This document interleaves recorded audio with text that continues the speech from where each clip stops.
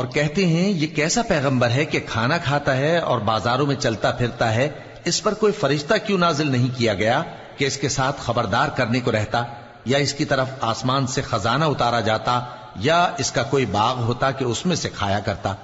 اور ظالم کہتے ہیں کہ تم تو ایک جادو زدہ شخص کی پیروی کرتے ہو۔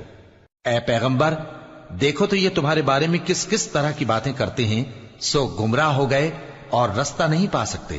وہ اللہ بہت بابرکت ہے جو اگر چاہے تو تمہارے لیے اس سے بہتر چیزیں بنا دے، یعنی باغات جن کے نیچے نہریں بہ رہی ہوں، نیز تمہارے لیے محل بنا دے۔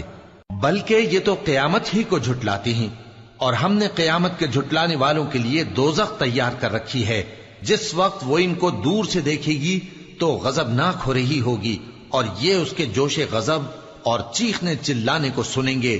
اور جب یہ دوزخ کی کسی تنگ جگہ میں زنجیروں میں جکڑ کر ڈالے جائیں گے تو وہاں موت کو پکاریں گے۔